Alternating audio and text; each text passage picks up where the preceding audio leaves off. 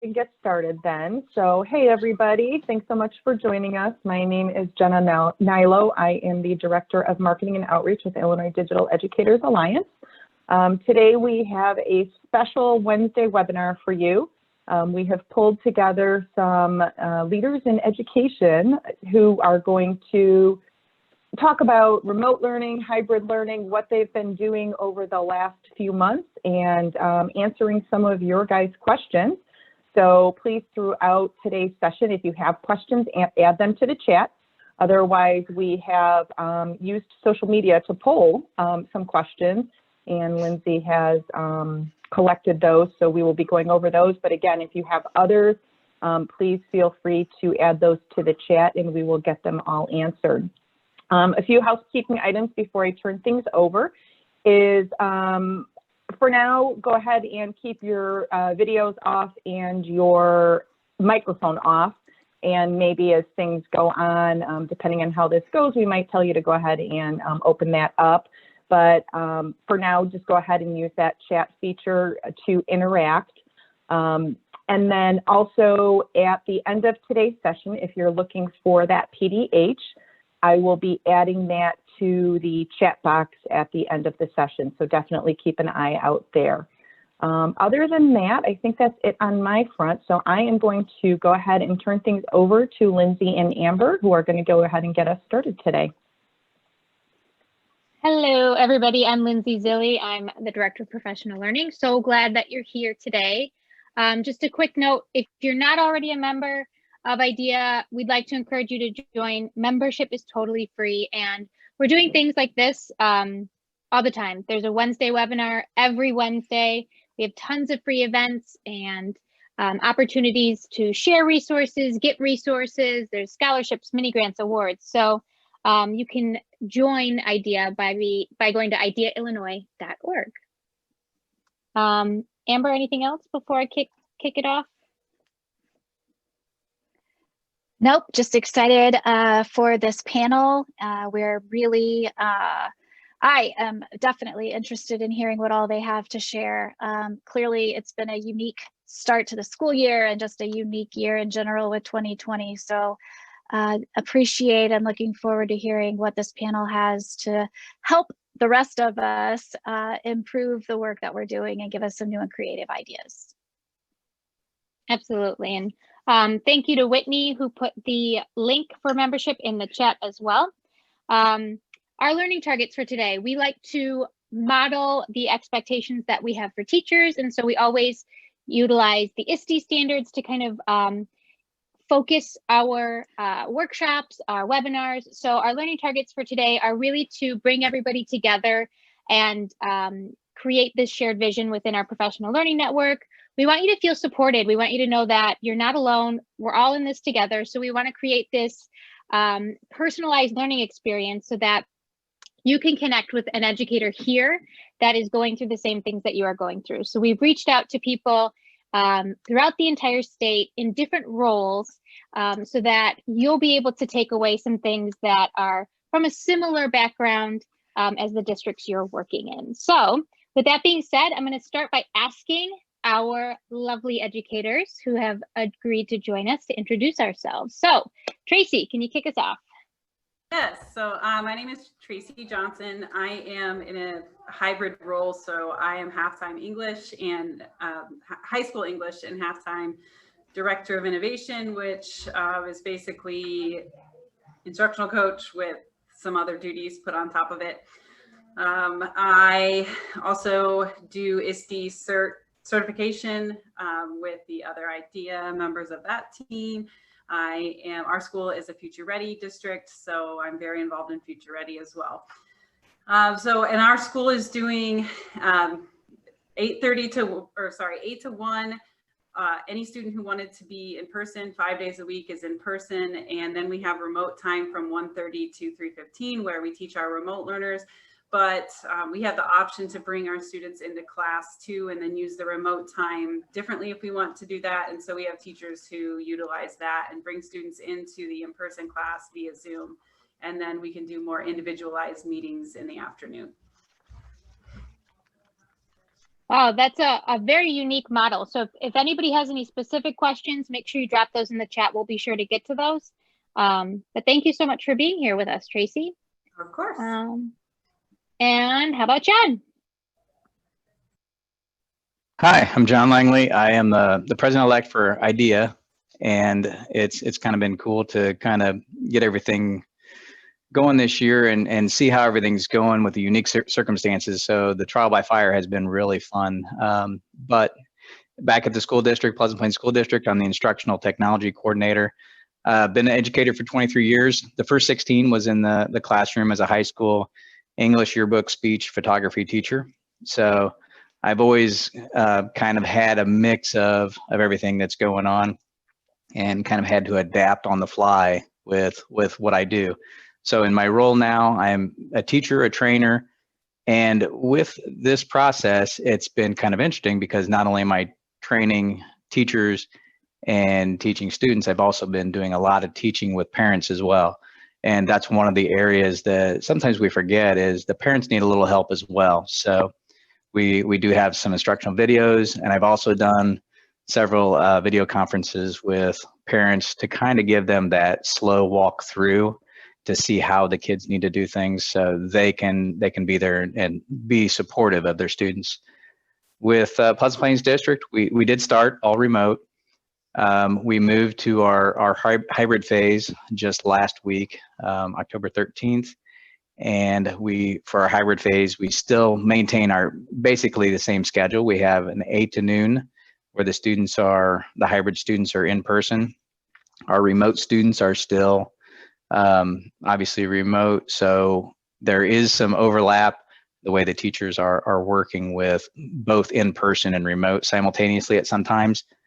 We do encourage them to do that flipped classroom model where they have video lessons. That way we can kind of conserve bandwidth, because with the technology situation, there's a lot of considerations with that as well. So that's one of the things we do look at is how we can kind of merge the two together, and then that live time, use that as best as possible for question answer and those kind of things. So we can talk about all that stuff later. But we do have 3 schools, elementary, middle, and high school. So it's a little different situation for each building, but most of it, their transition from remote to hybrid, they're doing very similar things anyway. So I think it was a smooth transition. That's really great to hear, because you never know what's going to happen. So I'm glad that it sounds like it's working so far. All right. Hello, Mr. Scanlon. How are you? Hey, good to see you guys. Hopefully my wife won't be too mad I'm hanging out with you guys instead of finishing staining the deck. But so anyway, I'm Sean Scanlon, Director of Curriculum and Instruction at Marian Catholic, and that's a new role for me this year. So why not add a new role to all the fun things going on? And I've been in education 25 years, almost all of it in the Catholic schools. And I've taught a variety of things. I still teach a class every day, teaching modern US history, but I've also done video editing, business classes, things like that. I'm an Apple teacher and a Google trainer. So Marian Catholic, we've been one-to-one since 2014. I think I have that year right. And we're hybrid. It was interesting. Everybody keeps saying hybrid, and I'm reading more about this concurrent classroom right now, and it seems to make a whole lot more sense to me. But I'm going to throw a link to that article in when I'm done talking.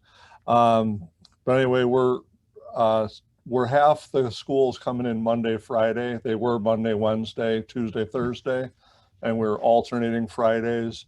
But we decided to give everybody a half day in the middle of the week, and everybody's virtual that day.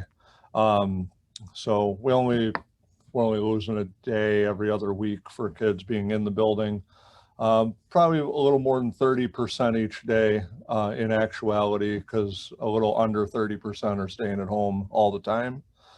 And let's see, teachers, I think one of the big differences, or something different we've done, is we've taken our big spaces in the building, and those people that are teaching from home, we can put 4 or 5 classes in one space and still keep it under the 50 because of the half and half. And we only need one teacher in that space then kind of watching 4 or 5 classes as the teacher is teaching from home. So they don't have to worry about attendance in that space or anything like that. Teachers are taking care of attendance. So it's pretty good. And then we have students that their parents want them there every day. They have the option of coming in as well. So they can be in the building 5 days a week. If they can't be in their classroom, we have another space set aside where they can go and attend those classes virtually, but they can at least be in our building if that's better for them, for resources like Wi-Fi or just social interaction, just being in the building. The parents want them there. So a lot of different things going on in our building, but pretty happy. We've been open this way since the beginning of the school year, and the teachers were a big part of helping develop this schedule too. This was not a push from the top down.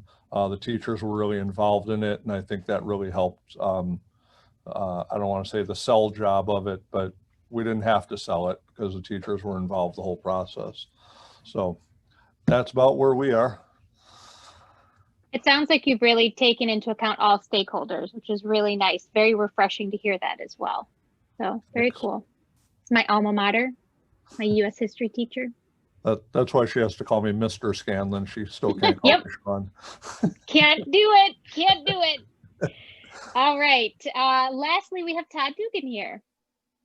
Hi, my name is Todd Dugan, Superintendent of Bunker Hill School District number 8 in Bunker Hill, Illinois, South Central pre-K through South Central part of Illinois. Pre-K through 12, 620 students in 2 buildings. Our reopening was phased in because of a late summer surge in southern Macoupin County. So on August 24th, we prioritized pre-K through 8. In the hybrid model, which would have been every student more than 6 feet apart. So we had actually, high school was sitting vacant. So we moved the junior high kids temporarily into the empty high school. We had the junior high teachers rotating from class to class as opposed to the junior high students themselves. Able to successfully open school with no positive cases. The high school started completely remote. 6 through 12 returned in hybrid on September 14th. Again, the junior high went back to the K through 8 building at Wolf Ridge. High school was now 50% capacity. Then on September 28th, we brought K through 5 back 5 days a week. Meanwhile, during this time, shop classes, band, labs were done on Wednesdays, which were complete remote for everybody. So we still had actual hands-on learning experiences on Wednesdays. Students with instructional IEPs attended full 5 days a week. October 5th, 6 through 8 students returned in person 5 days a week. And just last Tuesday, following Columbus Day, our high school students returned 5 days a week. So it was a few steps to get here, but we're back completely in capacity and knock on wood, doing fine. The funny story is, I'm home today because my daughter came home from school Monday with a headache, fell asleep, 102 fever. So went to the COVID test yesterday, and I'm stuck at home. We're all stuck at home waiting on her COVID test results. However, and I'm going to say it's a funny story because if any of you have ever had a kid sick, literally she is, like there's been times with Annabelle, I've taken her to the doctor. She's been fatigued, death's door.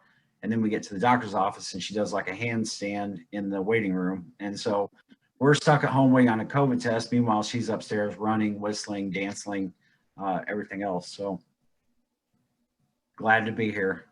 Well, best of luck with all of that. I'm sorry to hear it. It just shows none of us are immune to this, no matter if you're the superintendent of the school, a teacher, a student. And so it's all hands on deck right now. But I do love this timeline that you made. I think it's so important to look at all the work that has been done by districts and teachers and really everybody, parents, students, in such a short amount of time. Like this typically could have been an exemplifier for a school year, but it's just the opening of the school. So congratulations to everybody and all of their hard work, teachers that are on as well. Like it's been a grind, and I've been really impressed with how educators have been stepping up to the plate. So, well, thank you all for being here today. Yep, go ahead. Yeah, Lindsay, I just wanted to, just thinking about Todd's story instantly made me think, and maybe you as well, about Tracy's story with her principal. So maybe thinking about Todd having to be in quarantine right now, Tracy, would love if you would share a little quick update on how your administrator handled being on quarantine. Yeah, so our principal has been basically our rock, and so we were pretty nervous. He went to dinner with an old friend, and then his friend called 2 days later and said he tested positive. So he had to quarantine for 2 weeks because of that, and we were all kind of like, what are we going to do without him? He's checking on all of us. He's managing the kids well. So I remembered that our local community college has robots, basically. I mean, it's like if you've seen Big Bang Theory, like the Sheldon bot. And I mean, they actually named them after the characters in Big Bang. Ours was Bernadette. And so I just emailed, and I was kind of joking, but I said, hey, anyway, we could borrow one of your Sheldon bots for our principal. And she said, of course, we're not using it. We would love to. So we got it that evening, set it up the next day. He was able to do his morning duties. He was able to go to lunch duty.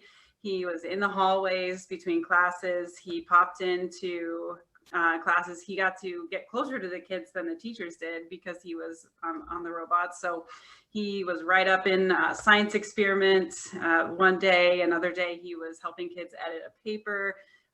One girl was celebrating her birthday, so she put a little party hat on him, and he sang happy birthday to her. So he was able to get right into the action just like he would have. And so, of course, it wasn't an ideal situation, but it made it so much better that we were able to have him in that way. Yeah, thank you, Tracy. Technology, right? Yeah, I saw that on Twitter. That was awesome. I love that story because it's not only about getting creative in this situation, but it also reminds us to reach out to our community partners and, collaborate with them on resources that they may have available that could be helpful to us within the school district. So kudos to Sandra Tree, is that right? Knox. Sorry, which one? Sandberg. Carl Sandberg. Yeah, Carl Sandberg. So thank you. So kudos to Carl Sandberg for not only having that technology, but sharing it with Rova School District to be able to use. Yeah, and I think there's a certain level of fearlessness that we all have right now where we just have to like jump in, and if it works, awesome. And if it doesn't, you just scrap it. But like, this is one of those things that's like, should we do this? Yeah, we're going to do it. And it was incredible. That's such a cool story to come from this. All right, so let's keep the conversation going. Any of our educators, please feel free to answer. One of the first questions that I've been noticing on Twitter and that came in from our social media posts, how are you communicating and checking in with your students? What seems to be working well?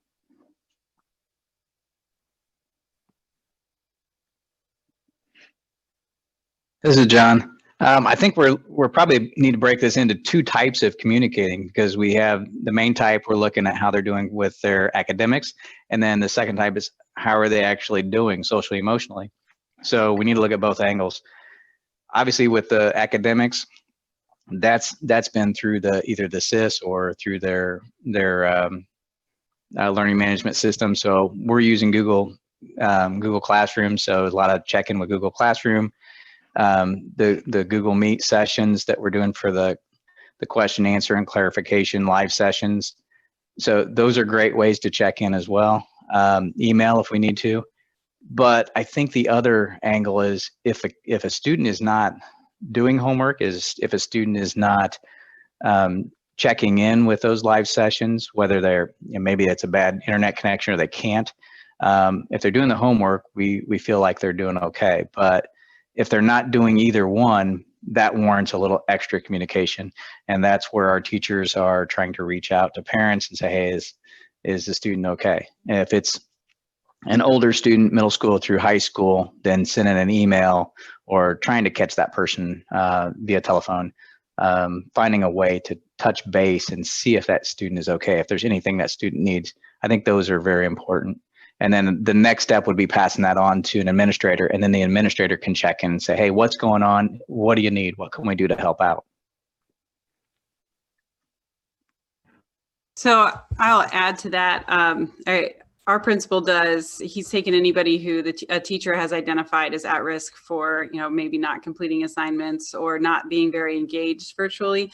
So he holds weekly meetings with them via Google Meets, but he also does house visits. So, I mean, obviously he's keeping his distance, but he goes to the houses. He'll bring, if the student hasn't been doing things, he'll actually get paper copies and bring a packet of stuff, hoping that maybe they'll engage with the work if they have copies of it. Just checking in, sometimes just having a kid having their principal come to their door and say what's going on. They're going to answer the question, and you can't ignore them the way you can ignore an email from someone. So he spends every day during the virtual time traveling around and talking to students, just making home visits. So that has been pretty helpful. I'm wondering, how do you replace that immediate interaction with students though? So when you're in the classroom with them and you notice something is off and then everybody's working independently, you can go up to that kid and ask them, hey, what's going on? How can I help?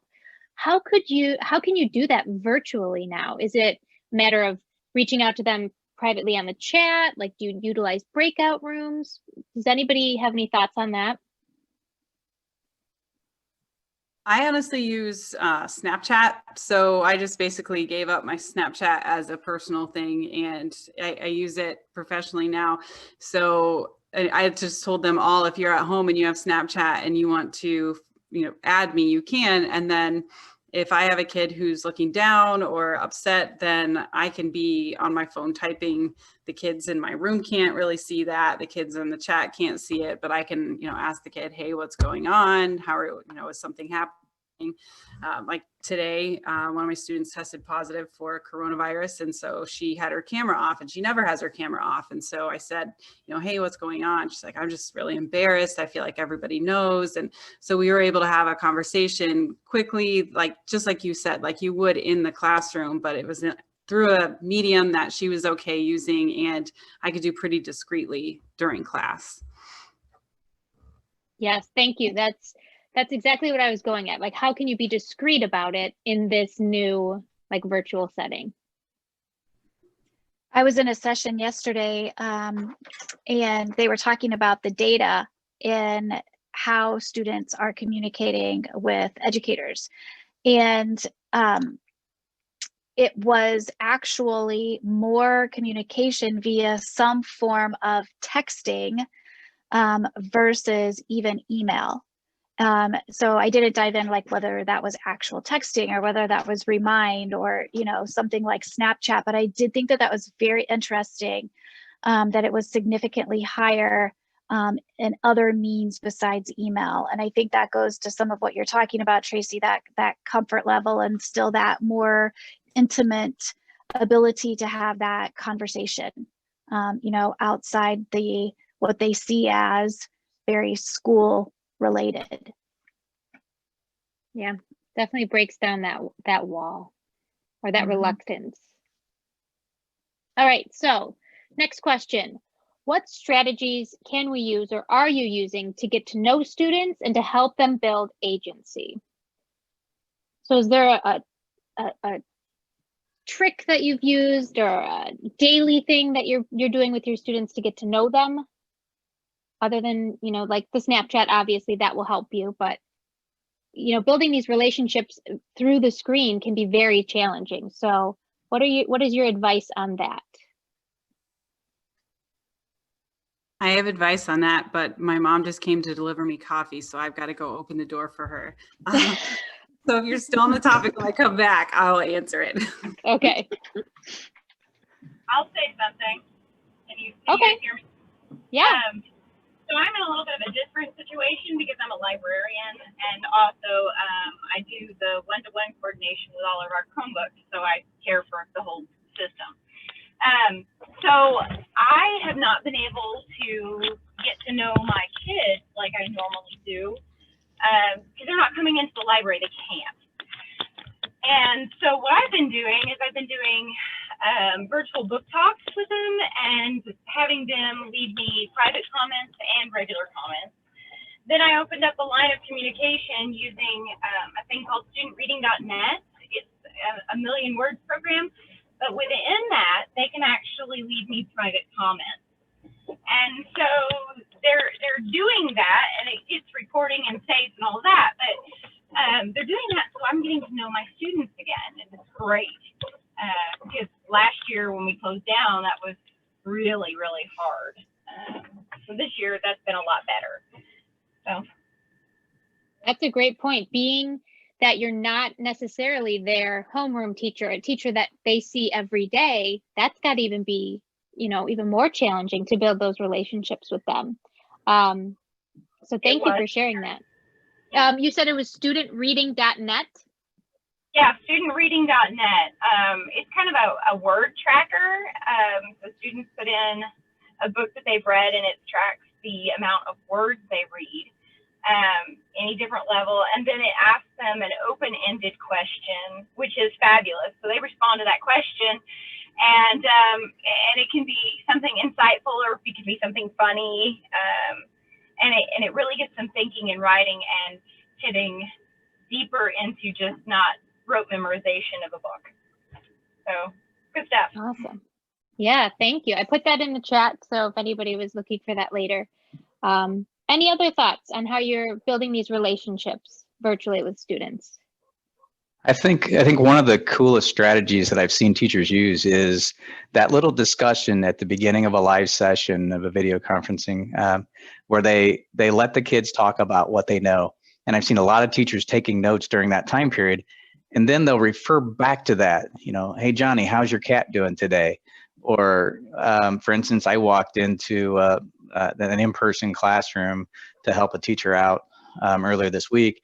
And the teacher, Mr. Bryan, just without missing a beat, pointed out one of his kids and said, hey, she's a real big hockey fan, Mr. Langley, just like you are, except she doesn't like St. Louis Blues like you do. She likes Chicago Blackhawks. And, instantly he's bringing her into that conversation and making that connection, transferring it to me. So I have a connection with her now. So I can kind of carry on a conversation with her next time as well. And I think those things, just that little tidbit of information about that student and being able to use that, that's going to make that comfort zone for the student. And then they're going to work better with the academic side. Oh, absolutely. And now they have another advocate in you, somebody that they know they can come to who, has a similar personality and a similar interests. So that's awesome. We do have to pay attention, and it's not all about the curriculum and the content. We have to start with our learners first. All right, Tracy, how's that coffee? Worth it? You got an answer for us? It is. I'll give you my answer, and then I have to go find a car seat for my mom. We have parent-teacher conferences tonight, so she's, but yeah, so we play Among Us, which has been around for quite a while, but it just has gained huge popularity. And so in the game, someone is the imposter and they're trying to sabotage everyone else, and everyone else is working together to solve different problems, do different tasks in the game. And then every time if they find a body, then which I know is not the greatest, they stop and they have a quick chat about who they should vote out of the game. And then they keep playing until either all the tasks are complete or until the imposter has gotten rid of everyone. And the games don't take that long. They take like 5 minutes. And so it's a really good way to get to know them, because they're using their logic and they're talking through things. And a lot of times they're funny about it. And so it's just started to become a tradition that we play at either the first 5 minutes of class or the last 5 minutes of class. And like I said, again, it's really silly, but it's amazing how much they've opened up since we started playing that. I love that. I just saw a free template for that on TikTok. You'll be happy to hear that. I will put that in the chat for everybody too. Yeah, and the other thing I would say is having a prompt on the screen. So if they're coming into a Zoom, instead of them having just looking at you while you're trying to figure out who to let in and who not to let in and taking attendance, having that prompt on the screen to get them going. And sometimes the less that it has to do with the curriculum, the better. We did a media literacy thing for the last few days, and the prompt, they were looking at some really some really left-wing and right-wing stuff on the media bias chart. And it was probably one of the best conversations we had to kick off class. And it just really kept us going better than anything has so far. So having those kind of prompts up there and keeping them not just on curriculum is really big. Absolutely. I'll just chime in too. From our district, we actually hired an SEL coach for the district, K-12. That was like an investment, but this SEL coach has been providing every teacher in the district with little warm-up strategies, kind of like what Sean had mentioned, like bell ringers or warm-ups, but instead of a content type of warm-up, like when I was a teacher, it's more of an SEL check-in, like how are you feeling today? And they're actually, though, depending on the grade level, obviously, but I've seen some pretty cool things, like to start off as kids are coming into like either the breakout room or the Google Meet or the Go Guardian broadcast. Their first thing to do is click an emoji to say how they're feeling today when they start, and then they have to pick a word to describe it too from this little batch of like a word bank that says like grouchy, disappointed, frustrated, or happy, and they click that. And then also at the end is like, now how are you feeling? And so sometimes maybe it doesn't truly change, but I think just knowing that you came in, you felt grumpy, and when you left, we still want to know how you felt. I think I just personally thought it was, I enjoyed seeing that. Yeah, I love that check-in at the beginning and then again at the end, because one moment in time doesn't have to define your whole day. And so there can be changes in it and your mood could change. So that's awesome that you have an SEL coach. I love that. I wish more districts would invest in that. It is so important. And I bet you're already seeing the benefits of having that type of coach in your building. Absolutely. I'd like to share ours too. I teach. Oh yeah. I'm a coordinator in Northbrook, and I was the reading language arts coordinator for the junior high. I still am that, but this year my job is to be the remote coordinator for all of the students in K-8. And these are all the kids who are at home every day. That was one of their choices that the district allowed. Some are hybrid, other students are hybrid, but these children are remote all day, every day. I have 270 students, K through 240 actually now, K through 8, and I meet with each grade level once a week. And some of these children would not speak in their regular class. So I do have a prompt that I initiate, but if they don't like the prompt that I give, they can talk about anything else, and they know that they have to talk. They know that every person will be called upon and speak. And now they want to talk. So I think it's a good thing because everybody has the opportunity. This may be their only opportunity all week or all day to speak. And be heard and feel like they're being heard. Right. Wow. What a shift in the job that you signed up for to the job you're actually doing.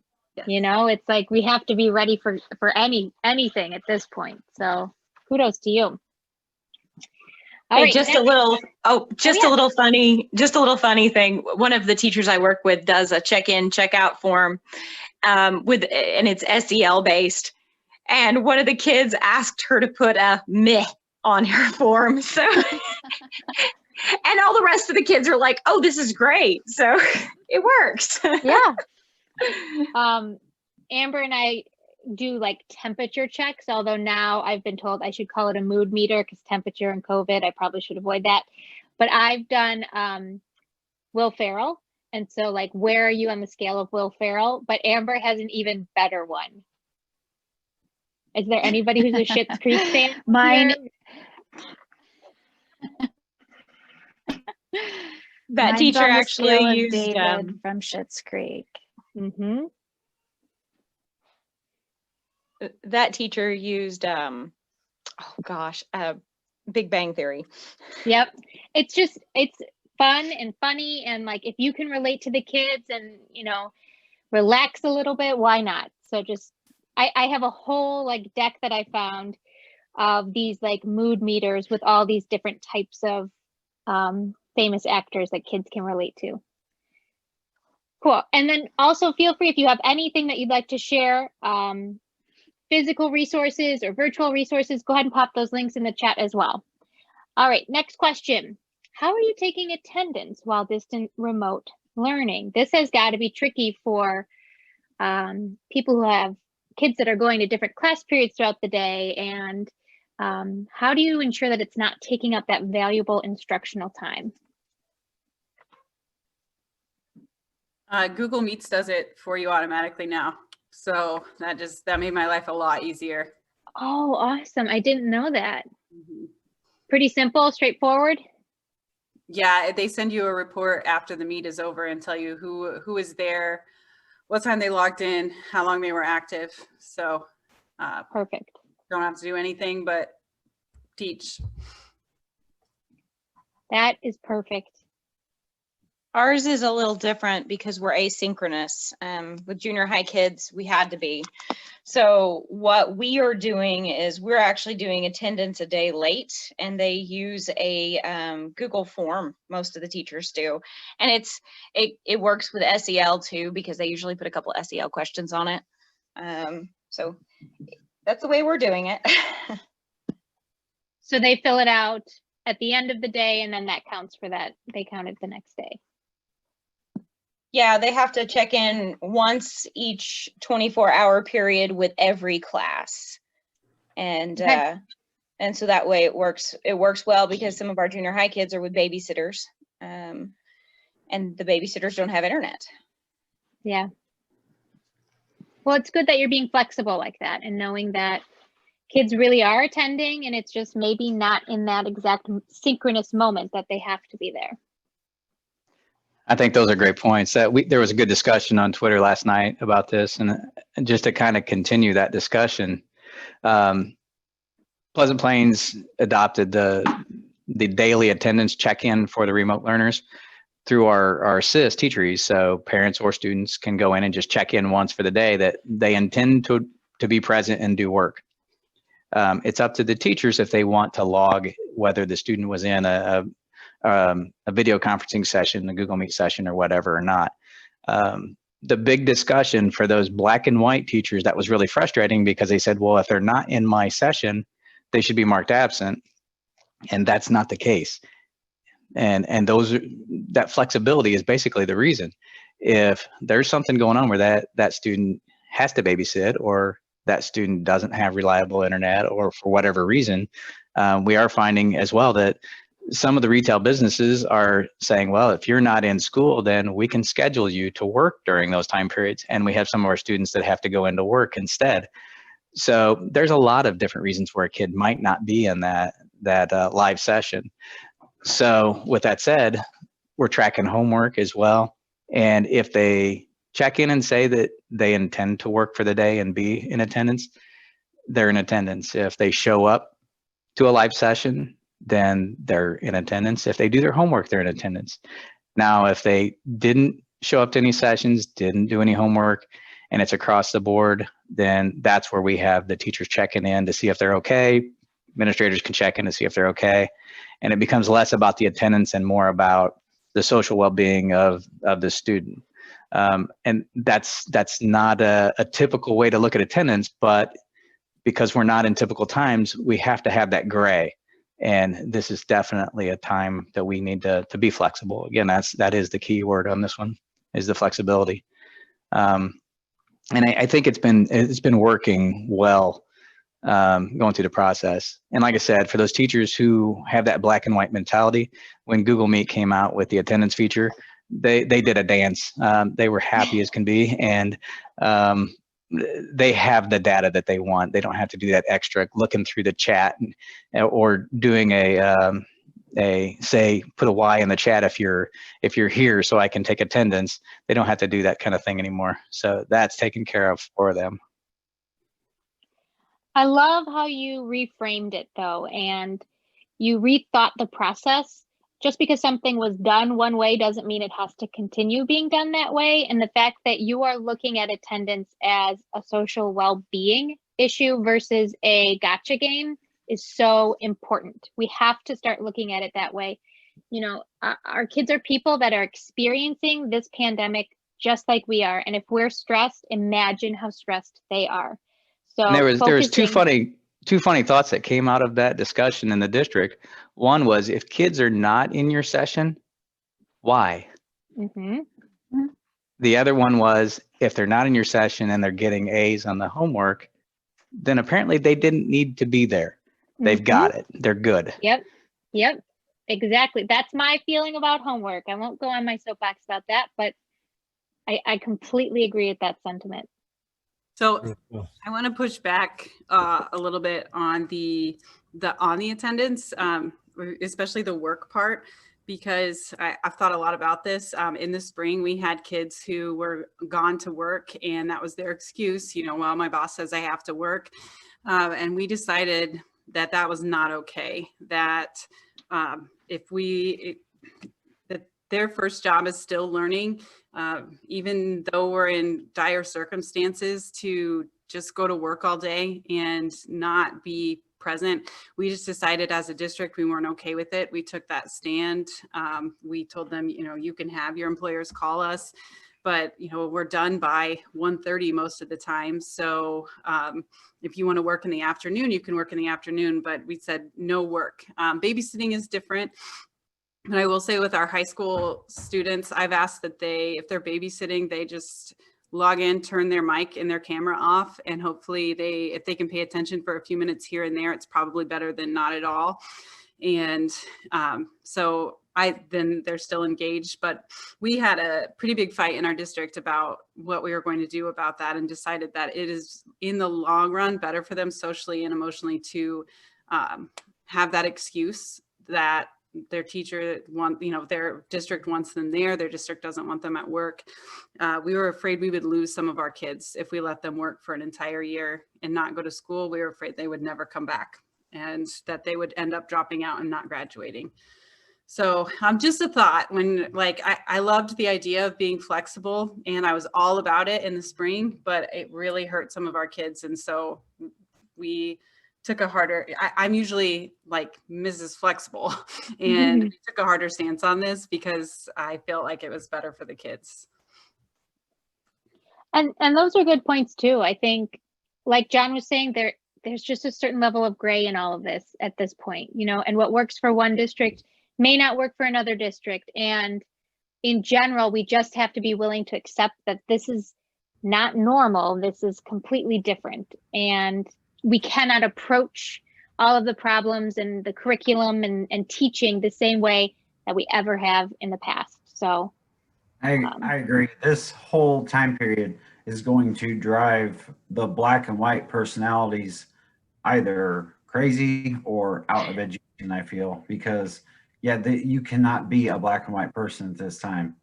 You're not going to, I don't think you're going to, it's either going to drive you crazy or drive you out. There are superintendents that are struggling that are black and white superintendents. And you have districts where K-12 is 100% remote. And then, you know, they ask, why are you prioritizing K-8, K-5?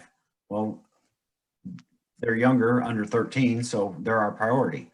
And then some districts are black and white, like, no, you can't pick and choose. You cannot pick and choose grade levels or ages. What's fair for all is fair for all. And so I do just think the general, and as far as the attendance and all that, we have not mandated any particular unified approach or whatever. Just, you know, you look at the big picture. What is the point of student attendance? Is it to count up cumulative hours in the seat so that you can give them a certificate at the end of the year? Or is it to just verify that they're okay, they're in school because it's mandatory compulsory? So we don't care if it's a phone call, a text from a parent, or whatever it is, anything that serves that a kid has been accounted for and they're not missing off the planet somewhere, then that counts as attendance for us. Kids first. Yeah, I think that's the hard part is, you know, we took attendance for years. And why do we take attendance? Because we legally obligated to say where all our kids are. Well, if the kids are at home, I'm kind of missing the point there. But yeah, it's these blanket, you know, just not just the black and white people, but the blanket statement, the blanket policies. So, you know, hey, if a kid isn't in class every day and that kid is doing just fine, that's okay. But if that kid isn't in class every day and that kid has gone from being a B and C student to failing everything, then we need to do something to get that student in the building. We need to do something to make sure that student is engaged in the classroom and find out what's wrong there. But blanket policies are so difficult. Yeah. And yeah. I'm just throwing in the chat this concurrent classroom stuff, and it's got a great template that has to do with like how to do something else while you're taking attendance. It's got a real nice template for teachers. So I'm just throwing that in there. Awesome. Thank you for that. Some very great thoughts. And it kind of leads into our next question. And you can see this one through the lens of whatever your role is, but what strategies do you have in place for when technical difficulties occur? So I'm thinking like, is there an overall policy in general? Like my student is having technical difficulties, who do they call? Who do they message? Versus in addition, you're in a virtual session and things go sideways and now you can't communicate with your students. Do they know what they need to do? Is there something that you have put into place so that if the tech goes down, they still can learn? There's actually two different angles on this one as well. There's the hardware issue and then there's the how-to issue. So for our district, if it is a hardware issue, then they know that they're going to contact Mr. Squires so he can take care of that. And if it is a device, then there's a process to go through so they can get a trade-in for a loaner so he can look at their device and they have a loaner while that's being taken care of. If it's a how-to issue, initially, as we were getting going, it was me. So they would contact me, whether it was teacher, student, parent. So obviously that was overwhelming and time consuming, but as we got going and I was able to train the teachers in a lot of the troubleshooting aspects, a lot of the teachers are able to take care of those kind of how-tos on their end. So it's kind of alleviating the pressure for the technical staff on that end. It is kind of neat that, and I'll throw this out there, that students and parents are okay contacting me and saying, how do I do this? And that's refreshing, because I think in the past, we were in a situation where they felt like certain staff members were off limits, that they had to only talk to the teacher. And now they don't have to go through the teacher. They understand that it's okay just to go straight to the source and say, how do I do this? So I think that is kind of refreshing as well. It's almost like a community that is learning together at this point, not just a student or a teacher. I've noticed that in my own children's classes. A great lesson for students to learn. Go ahead, Amber. Go ahead, Lindsay. I was just going to talk about advocating, you know, students advocating for themselves. Absolutely. My own kids, I'm seeing there, I have a first grader and a third grader who are completely remote learning. And at first, everybody was hesitant. You know, everybody was nervous to touch a button or to share screen or to do something else. But now you can overhear these little first graders having conversations with each other when their teacher is trying to share a screen or do something else. And they're like, oh no, you have to do it this way. And they're problem solving and they're not even in the same room. And so to think about as a teacher, how I felt like I had to control every interaction of these kids, you don't. They're just learning so much so quickly. And it's really cool to see their interactions and how much they want to help each other through these technical difficulties that occur. So what I did, I am the person for any of those issues. Not only do I maintenance the Chromebooks, but I work with the teachers on their problems. I talk to the parents and I talk to the kids themselves. So what I ended up doing is we use Screencastify in our district, and I made a bunch of Screencastify videos for some of the common problem occurrences. And so in the library's Google Classroom, there's a whole section that's just for videos that the teacher's going to say, hey, go look at that video. And I walk the kids right through it. But then also the kids know to just immediately call Miss Pierce. So I talk a lot on the phone all day. That's perfect though. They know where to go to solve their problem. Yes. Again, like Amber was saying, they're advocates of their learning. They're solving real world problems because I mean, now everybody's job is online. So these kids are experiencing what a job's going to be like when they're grown up. So correct. That's really cool that you have that kind of library of how-to videos set up. I'll add to that. That's awesome, and watch that grow out. I mean, you're going to have teachers who become comfortable doing those screencasts themselves, and they're going to shoot little screencast solutions out to a student on the fly, or even other students helping out students. I've noticed with my daughter, she's 7th grader, she and her friends love to help each other out. So they'll make little screencasts and they'll fire it off to each other saying, hey, this is how you do it. I think that's awesome, that empowerment of both the teachers and the students to be able to solve those. Obviously it makes our job easier, but it also pushes us forward so we can dig even deeper and be more critical about how we're approaching education. I was also going to use the example of students. We have a tech intern program that we started last year, and this year we have a direct support email and phone that you can call from home, and they walk through issues. They can take control of the students' Chromebooks from here. So if they need to look at something, they can look at it. But so we have a student, at least one student, who's manning the desk throughout the entire day. And so they're getting a grade for it, but then also it's a huge skill, that they're getting for that tech support, like for themselves, that they can put on a resume someday. Absolutely. That is like working smarter, not harder. I love that idea. And how empowering for those students. So I think we have time for one last question.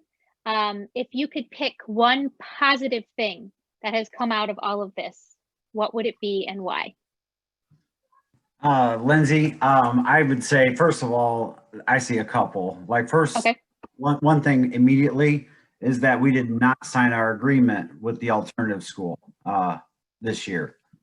We are not sending any kids to safe school. Like, we all know what that is. That feeds the school to prison pipeline, right? When I was a principal, we had to, like, we suspend kids for marijuana, send them to an alternative school, and then they join a gang and sell cocaine. So it made them a better criminal. So there's, even if a kid is threatening and unsafe with a weapon, guess what? Here's a laptop. You are working from home.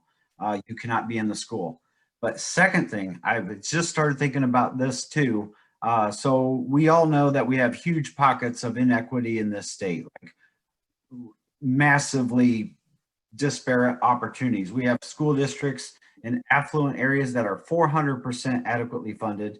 And then we have districts that are like 50% adequately funded, right? So why are we going to be stuck on this thing of where you live? So if I'm born in East St. Louis, why could I not attend high school at Leiden online? Why would I have to, why am I stuck in this? And most of the time, let's be honest, these circumstances they trap people in these cycles of poverty. Like if you are born in a low income area with no tax wealth and lower qualified teachers and low budgets and low support, you're doomed to repeat this cycle. Why could you not then hop on your new Triers, even just because of where you were born? Why could you not log into a new Trier high school and take advanced robotic geometry or something? Just my thoughts. I think that's huge, but I think we're missing a massive, massive opportunity if we're not at least looking at why would we not allow a virtual learner from somewhere else in the state to hop into a district that has proven success and resources. I think you bring up a great point, and it goes back to just because we've done it this way doesn't mean we have to continue to do it this way.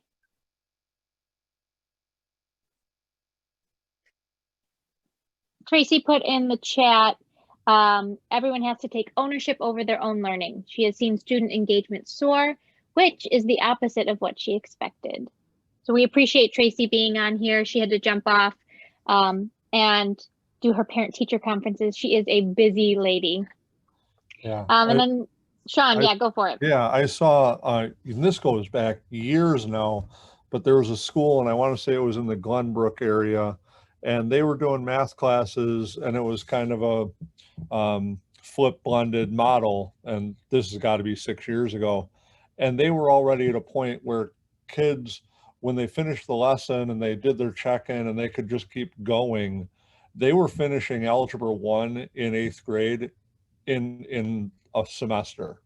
And they were scrambling to make a new like geometry unit because there were no walls. And we're tearing down these walls. And why do they have to wait? If we have the lessons there, why do they have to wait for us to turn it on the next day? If they're ready for it, let them go. So I mean, there's a lot of walls going to be torn down, whether it's between districts, between curriculum, between, like John was saying, we don't have to wait and just talk to the teacher. It's right there. So let's tear down the walls. Absolutely. Very well said. I like the discussion about how this is empowering the students and they're becoming more engaged, because we are seeing that. We are seeing that some kids are thriving. Some kids do need that organization or structure of being in person, but the kids who are able to just go with it, I think that just opens up a whole new world for them. The other thing that I'm seeing and I hope continues is it's eliminating a lot of the fluff from teachers' lessons. Let's cut to the chase. What's more important? What are the objectives that we need? What are the outcomes we need? And let's focus on those. And we don't need, for lack of a better term, BS assessments, fill in the blank kind of stuff. We need the critical thinking and analysis type assessments, and kids are able to do that. So let's push them, let's challenge them. And I think they're gonna step on it. We're seeing them rise to all these challenges. Let's take advantage of it. Let's keep going with it. Absolutely. Making the most out of the FaceTime we have with students. Well, that was quick, guys. That was our hour here together. I just want to thank everybody for joining us today. Thank you to all of our educators who were just willing to give their advice. Again, we're all in this together. So if ever there's anything anybody needs, please reach out to IDEA. We can get you connected with any of these educators who are doing a wonderful job, whose districts are lucky to have them. In the chat, you will see your link for your PDH, as well as some information for next upcoming webinars, previous webinars, and future workshops that you can attend as well. Thank you once again to everybody, and good luck with the rest of your school.